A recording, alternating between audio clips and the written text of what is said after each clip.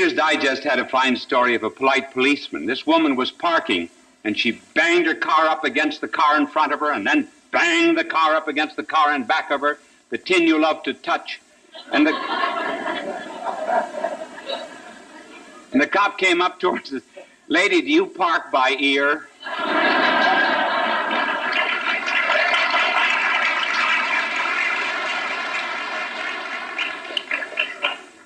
There's something permanent about politeness, something that endures through the ages, and there's also something that changes with the ages. First of all, to mention just a few changes through the years. Cicero tells us that if anyone would come to visit him in his home, and they would be served silver plates with practically nothing on them. And then I picked up the other day a work on politeness that was written in 1633 in England. And it had something to do with knocking. Of course, it's always been considered ill-mannered to burst into a room without knocking, but this particular book on politeness said that you should always scratch the door with your little finger. And the book went on to say that real gentlemen allowed their fingernail to grow long in order to give it a sensitive knock.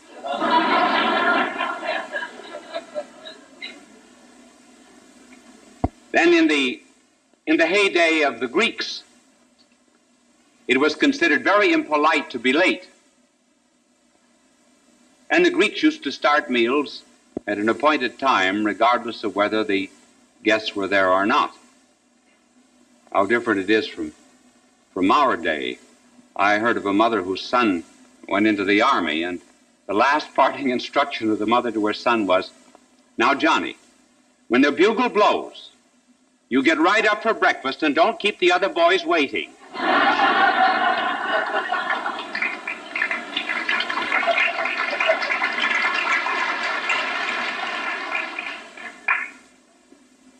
As regards the changes in politeness, there have been some rather important and substantial changes within the last couple hundred years. And these changes were due principally to two revolutions. One of them was the Industrial Revolution, and the other the Communist Revolution. The Industrial Revolution began about the middle of the 18th century, and that introduced the notion of respectability.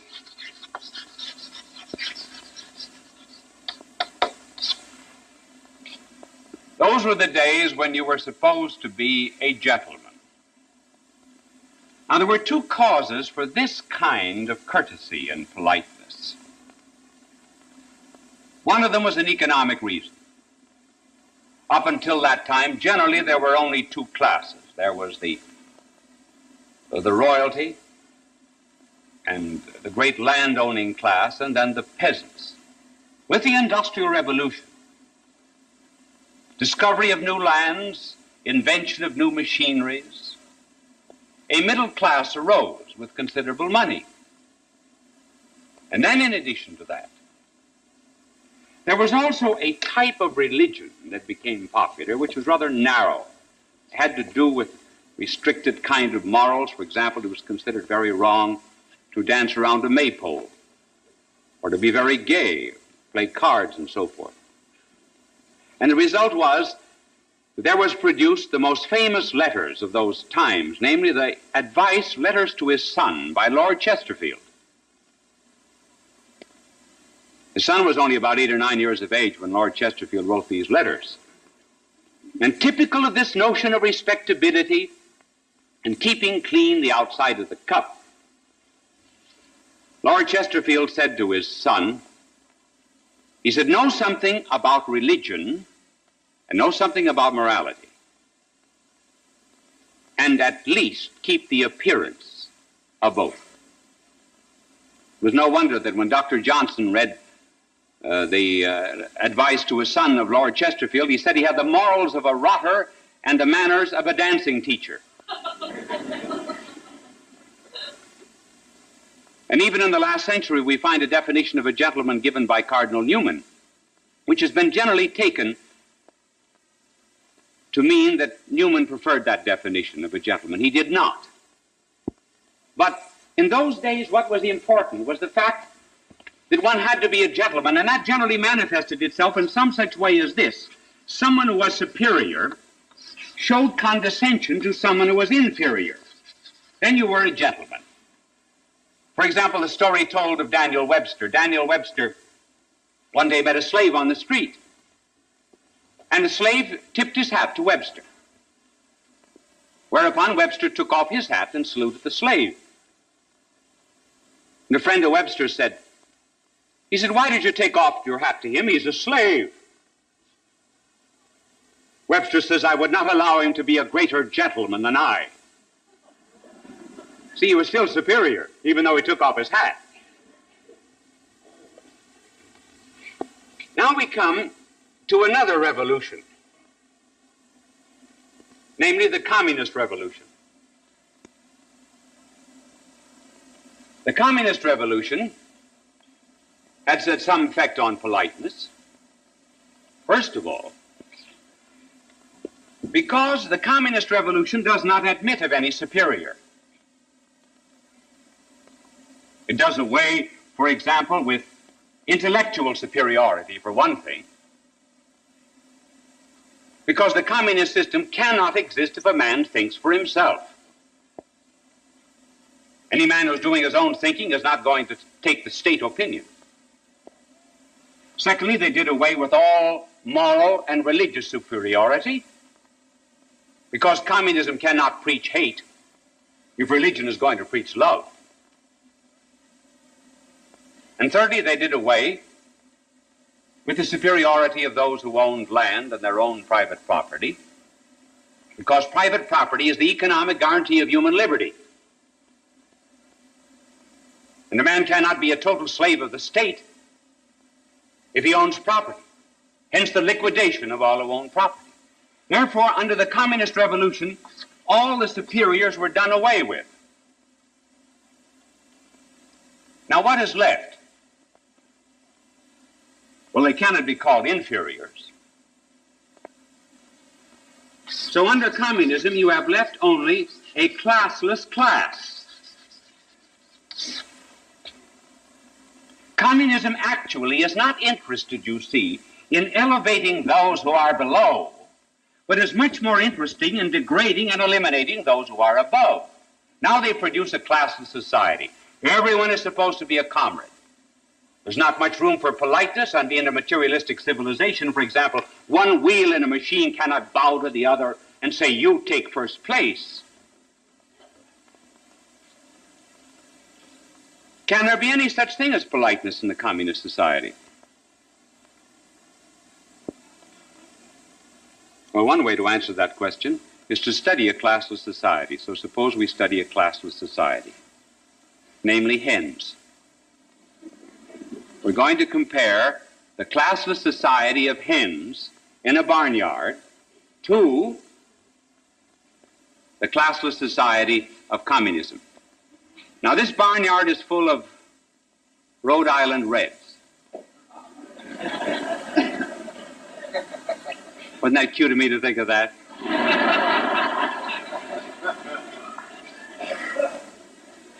Now, if you've ever seen hens in a barnyard, you think they're all alike. This is real communism. One hen is the comrade of another hen.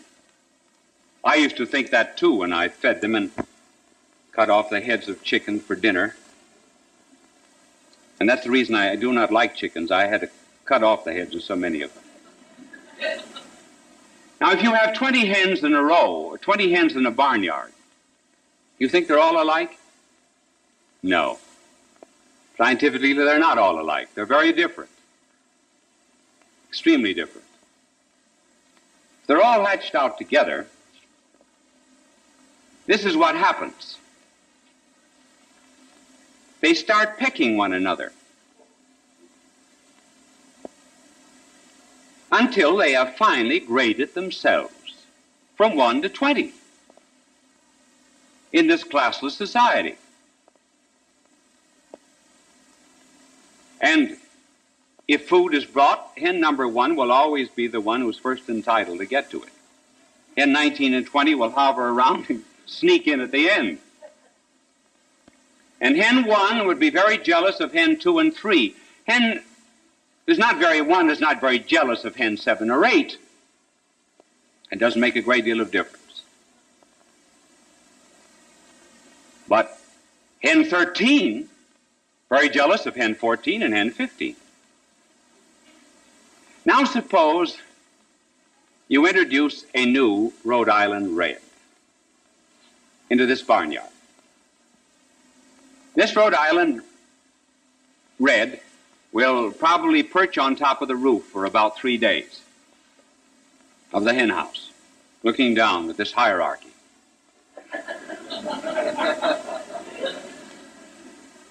And then after 3 days, poor hen gets hungry and thirsty, comes down for food. What happens? All the other hens begin pecking hen 21. And poor hen is just exhausted from all of this pecking of everybody in this class of society where everybody is equal.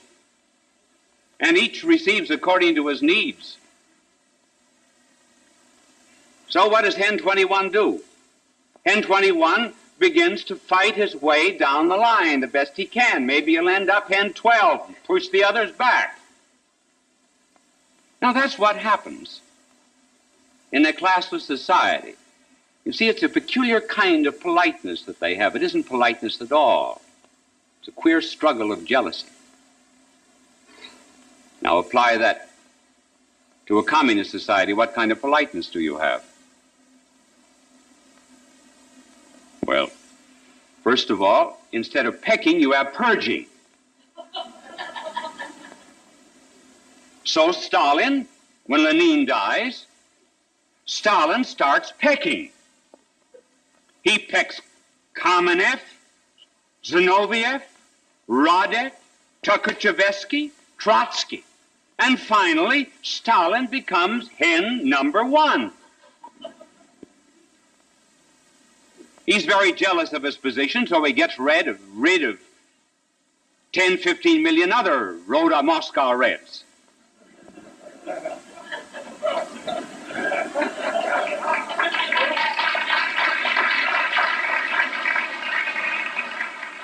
Then when Stalin dies, lo and behold, they look up on the Moscow hen house, and who's up there but hen Beria? So hen Beria comes down, and they all start pecking Beria, and poor Beria dies. Then a hen that was about 7th or 8th finally gets way up to the top. Hen Malenkov. Hen Malenkov stays there for a few weeks, and the other hens in this class of society finally worm their way up, and right at the top you begin to hear of hen Bulganin and hen Khrushchev. So hen Bulganin and hen Khrushchev come to Geneva. At the Geneva conference, after the conference, as they're taking the plane back to Moscow, Bulganin walks first into the plane. He starts up the steps. Hen number 2, Khrushchev, follows. But just as Bulganin is about to enter, Khrushchev pecks him, puts him back, and Khrushchev goes in first. That's communist politeness. Then they decide, well, there's been so much pecking that now we'll have collective authority. Nobody will be hen number 1. So 7 of them decide, from now on we will have collective authority, and we will all be equal. So they hold their 20th Congress. Communist representatives come from all over the world. Mikoyan, Bulganin, Khrushchev, they all give speeches. what do they talk about? Every one of the three starts pecking at the dead hen of Stalin. And they say will no longer have a personality leading communism. You'd think they'd let Stalin alone. So out of this new kind of materialistic civilization has come now the collective authority would be assured that if the hens in a classless society cannot get along well with one another, be assured that all of the reds are sleeping with the guns under their pillows and they're keeping the powder dry. The Rhode Island Reds fight among themselves. And sometimes the hens have been said to be the cruelest group animals in the whole entire world, until the Moscow Reds came along. And that's the story of that kind of politeness. Now, is there a real politeness? Sometimes, incidentally, we get it in a democratic civilization. You know, this process of where you get, these are heads here, people.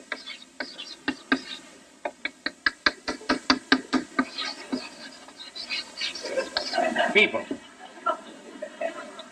This is a fence. They're all looking over a fence. Now, if one gets his head just a little bit above, like this fellow, then what happens? Someone gets out the hammer, sometimes the sickle, and they pound him back until he gets down to the level of everyone else. But there ought to be some real kind of politeness that endures through the century, and a genuine kind of courtesy, and there is. And real courtesy is this: each one has such humility as to consider everyone else better than himself, so that instead of the superior being condescending to the inferior, instead of the inferior eliminating the superior, rather you do have this relationship in which the inferior is served by the superior and considers him better than himself. Why consider anyone else better than ourselves? Well, first of all, we can be absolutely sure about the worst in ourselves. We know that. But we can never be sure about the worst that is in our neighbor. We can only suspect that. Now, since we can be sure of how rotten we are, we certainly ought to be polite to those people we can't be so sure about.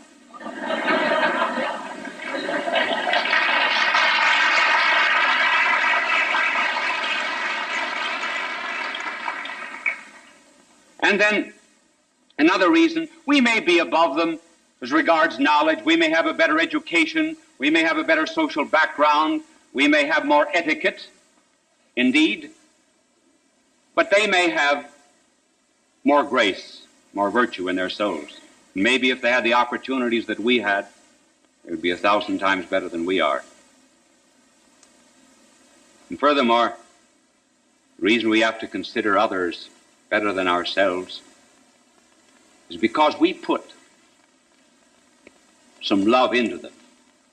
We do not like people just simply because they are lovable. Take, for example, a baby. Baby is loved as life itself. But a baby gives considerable trouble, cries, disturbs at night. But in a family, one is loved not because he not because he brings in an income or because he's popular. In a family, one is loved simply because one has existence. The mother puts love into the babe. And so in real charity, real courtesy, real politeness, love is put into someone else. Therefore, that person is regarded as superior. And there's a motive for doing this, and the motive is that someone who is superior, God himself, came down to this earth, and the night before he died, he gathered about him 12 apostles whose feet were very dusty from a journey that they had made from Bethany into Jerusalem. And he looked at them, he who was their king and their master. And then it was said that he rose from the table, he took off his outer garment, he girded himself with a towel, he knelt, he poured water into a basin, washed the feet of his apostles and wiped them. He even washed the feet of Judas. And that was the story of his whole life. It was the story of the incarnation, the beginning of real courtesy. Why, yes, in heaven he rose from communion with the Father, took off the garment of his glory, did not divest himself of his divinity, but certainly the glory of it, girded himself with a towel. The towel was the mark of a slave and a servant, and he girded himself with our humanity, poured out his life for the redemption of men, washed away sins, cleansed mankind. This was the mark of holiness. And he said to them, if I, who am your Lord and your Master, do this, then you do it, one to another. If God on earth shows that kind of kindness to those who are beneath him, then we can do it. What then is politeness? Politeness is the shadow that is cast by virtue. Courtesy is the external sign of the inner love and regard that we have for someone else. Politeness is charity, and charity is love, and love is God.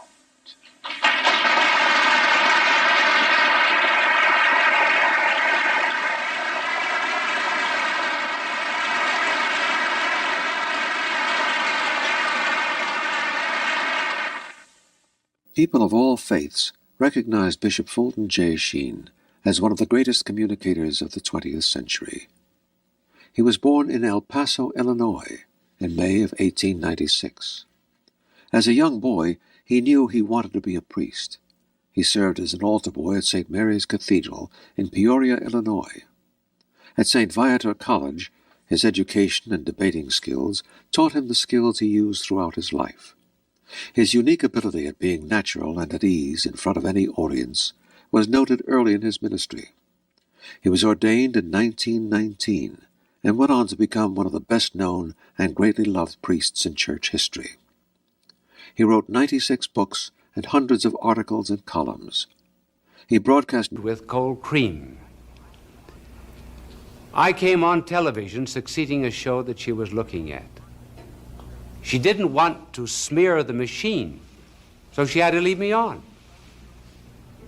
So she wrote and said, well, you did it. I finally came back to God, and I sent her a telegram.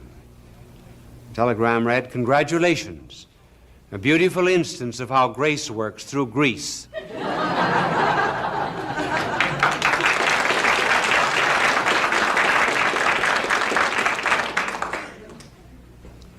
We have to say something tonight about thinkers and professors. There was one mother who brought her little boy to a professor of psychology, and the professor said, we'll have to give him an aptitude test. She said, there's no need of that. He's apt to do anything. And some of the professors that we are going to talk about tonight, I wish that they all followed the example and the reminder of this particular one. He had to have an operation. He was prepared for the operation, finally wheeled into the operating room. Sterilizers were sizzling, instruments were gleaming, doctors and nurses were round about with their masks. Everything was prepared. Doctor standing over him, the sheet was finally pulled off of him, and he had written on his torso the word think.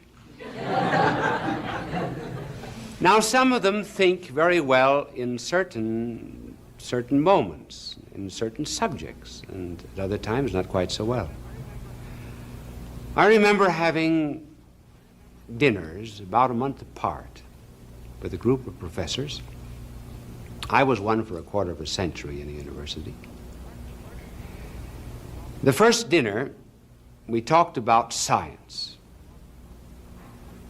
the new nuclear physics, the new investigations.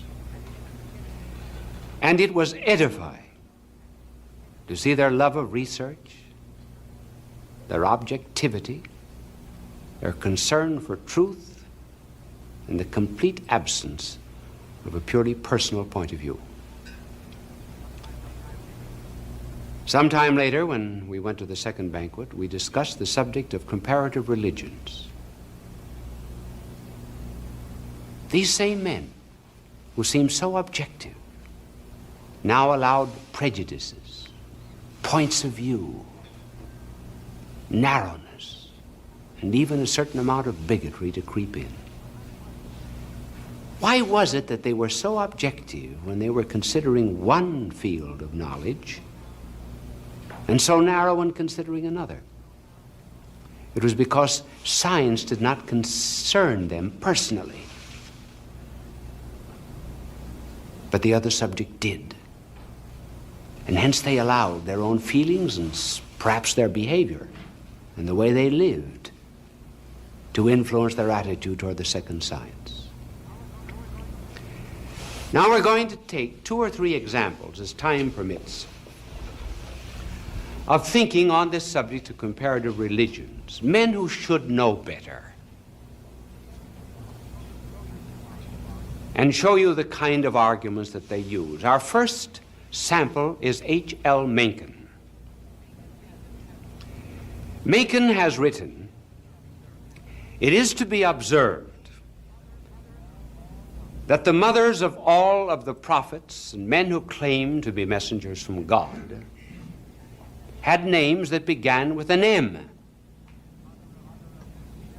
The mother of Buddha was Maya. The mother of Adonis was Maya. The mother of another was Mira, vadis.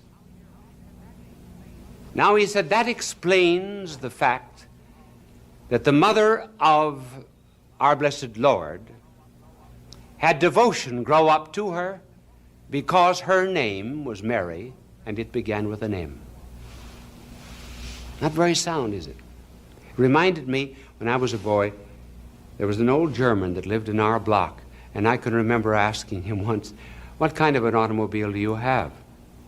And he said, "Son," he said, "the 3 best automobiles in the world all began with a P, and I have one of them. The Peerless, the Packard, and the Buick."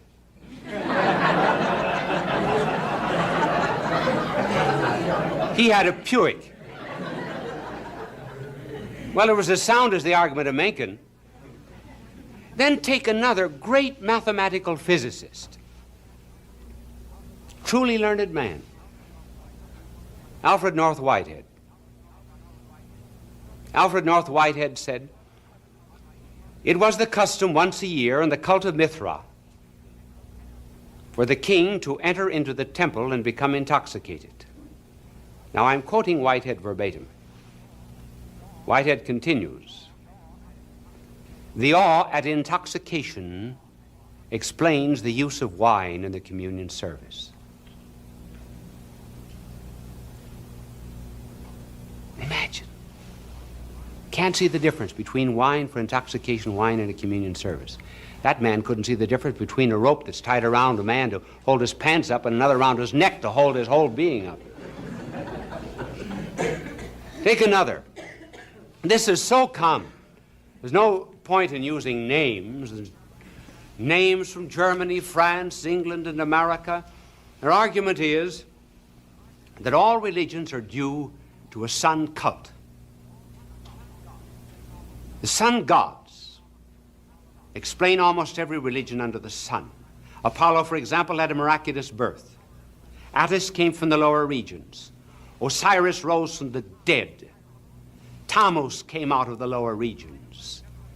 And so anyone who's ever appeared and claimed to have given light to the world, such as, for example, the person of Christ, actually did nothing but develop a sun myth.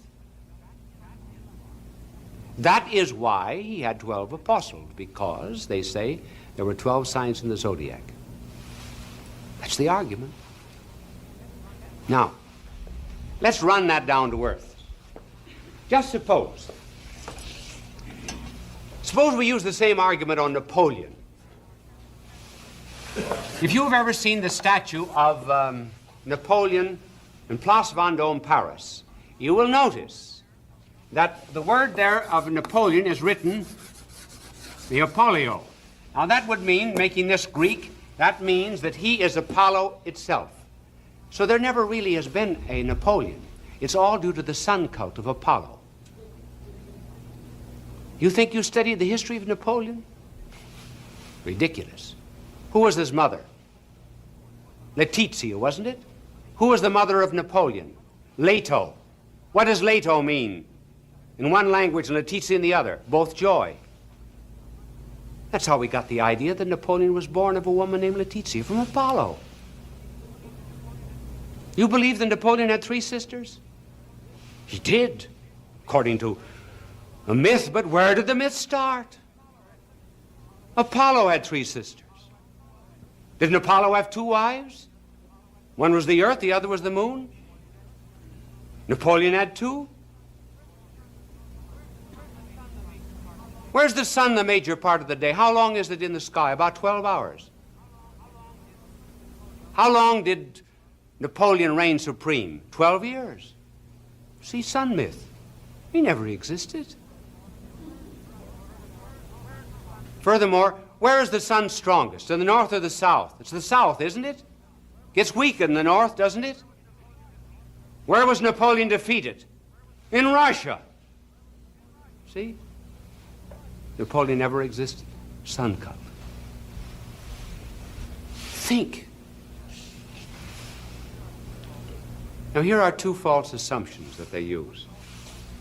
One false assumption is that the primitive religion, whatever it is, equals the original religion.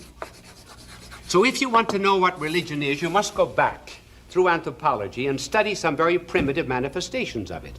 And all religion that has ever been in the world is nothing but a development of a primitive religion. Now that's not true. Religions not only evolve, they also devolve. Our blessed Lord said at the end of time that his church will be persecuted. Think you that when I come again I shall find faith on earth? It will not be an evolution, there will be a kind of a devolution in the sense of persecution. And furthermore, do we use this kind of an argument in any other kind of science? If we study medicine today, do we say we've got to go back to the witch doctors? Is astronomy today dependent upon astrology?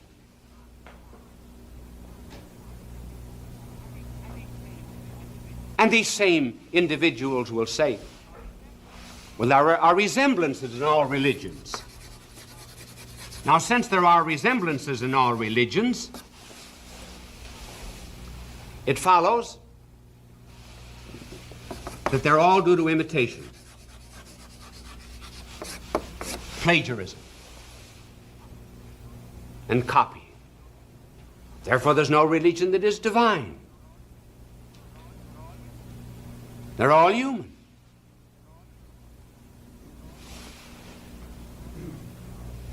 Well, certainly there are resemblances, but is it not true by the mere fact that you say something is like another thing that you also say it's unlike that thing? Man is like a monkey, but a monkey isn't the same as a man. And then furthermore, the resemblances are very different in different wholes or contexts or categories or organisms. For example, sex is very different in an animal than in a man. Carbon is different in coal than it is in us. So too you can take certain things that happen, certain rites, liturgical practices in one religion, you'll find them in another, but they have an entirely different meaning in an entirely different context. Take, for example, not eating meat. Superficially, there doesn't seem to be any difference in religion between Moslemism, Judaism, and Christianity. But the motive is entirely different in the three. And furthermore, it's not very sound to say that simply because there are resemblances, therefore they're all man-made. You go into an art gallery and you'll find exactly the same colors in all the paintings on the wall. Does that mean they were all painted by the same artist? We would not use that kind of logic. And then furthermore, certainly there are certain resemblances, simply because man has certain basic tendencies and cravings which are very natural to him and would express themselves in a rather normal way throughout the entire world. Take, for example, the desire to worship. A man recognizes that he's unfit to exist before divinity, and so he will take an animal and kill it. He may take wine, pour it out. He may take wheat and burn it. He makes these things vicariously stand for himself. And then by destroying those things, he is practically saying, I am unworthy to exist in thy presence.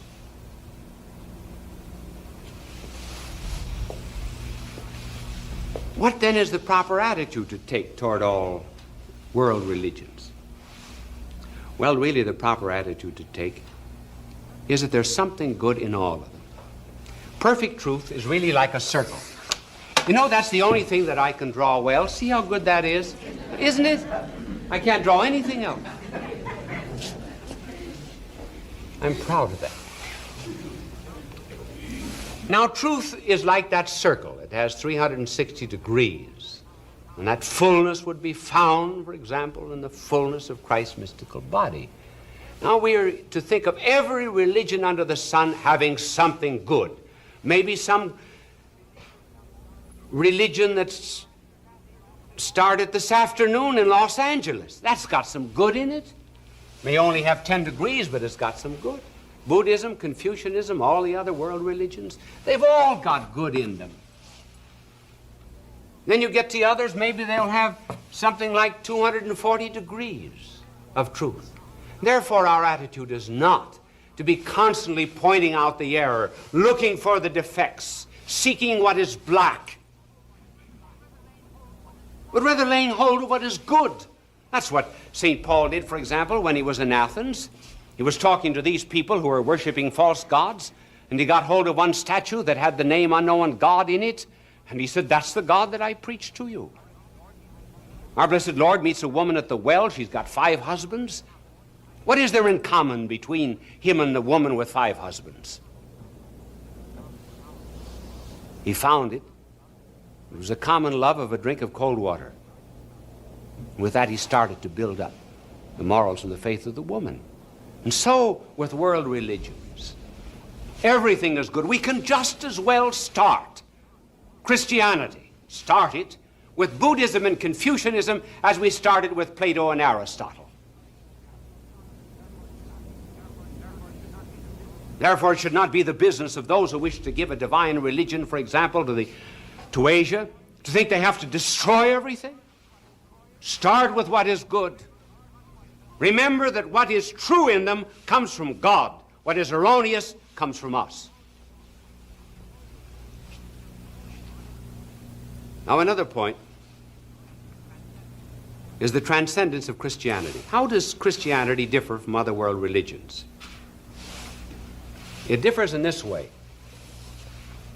You know, my angel was out New Year's, and so I didn't have him come in tonight to change the blackboard. That's the reason I'm using it on this side all the time. I wished I had asked him to come in. Well, here is the difference. All man religions, human religions, operate this way. We start over again. Man to God. Man goes to God. How man goes to God may differ. He may go by contemplation, he may go by self-denial, he may go by mortification, he may go by putting himself in tune with the universe, by acceptance of the sovereign will of God. And those are the differences between Buddhism, Confucianism, the philosophy of Lao-tzu, Tzu, and others, Hinduism. But in every instance, even in the psychological religions of the United States and humanism, man lifts himself by his own bootstraps, pulls himself by the lobes of his own ear. But what's Christianity? It's this way. God comes down to man. Man is weak. He needs a gift. How does anything rise except by someone higher than itself coming down to it? How do chemicals get into plants? How do plants get into animals? And how do plants and chemicals and animals get into us? We go down to them. We take them up. We change their nature. And so Christianity starts by God coming down to man and taking upon him, lifting man up to himself and giving him another nature so that he is no longer his own. Nature's completely changed. That's the difference between the two. And there's another difference. And that difference has to do with prehistory. See, when one investigates this subject of world religions, one can't immediately say, well, I'm going to choose Buddha, I'm going to choose Confucius, I'm going to choose Christ. We have reason. We're supposed to think. We don't start with faith.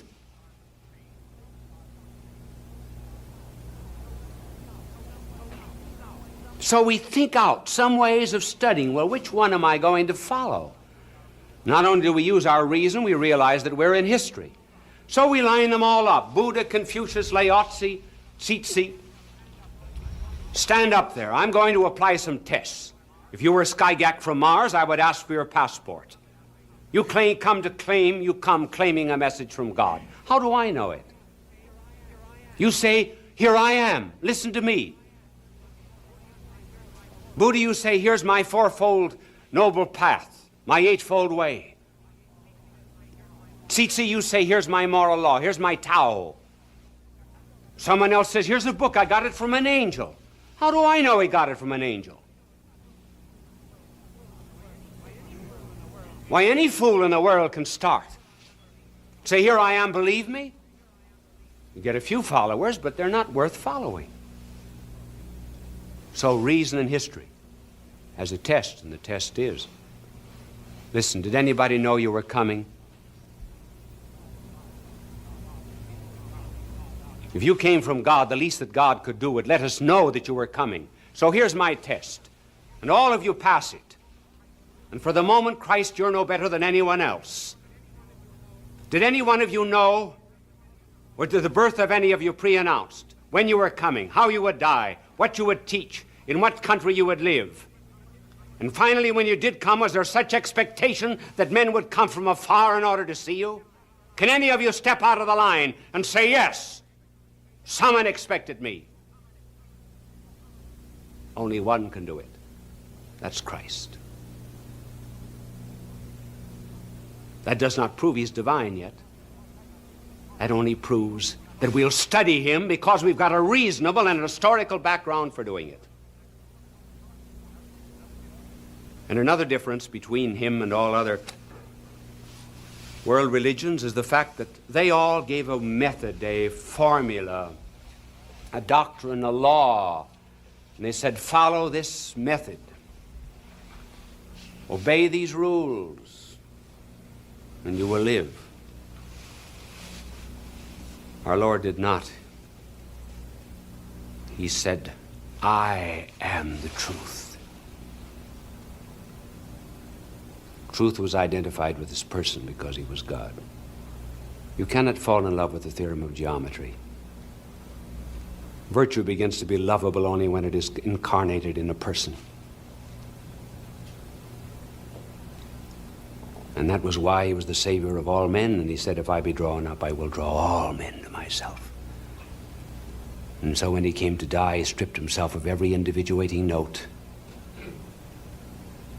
in order that he might belong to all men, So all other religions are sunshine religions. They're all right for happy, prosperous days.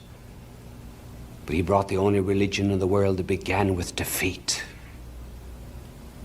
with an ignominious failure, and therefore adversity.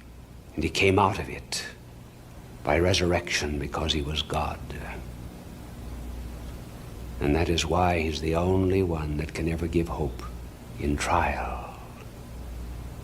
For as someone has put it, we have a God who stumbled to his throne. Bishop Sheen will return in just a moment. Fulton J. Sheen is indeed a man for all seasons.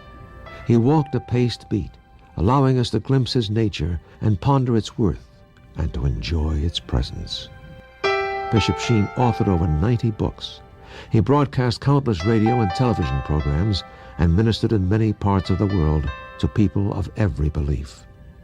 As he said many times, it is not a unity of religion we plead for, but a unity of religious people.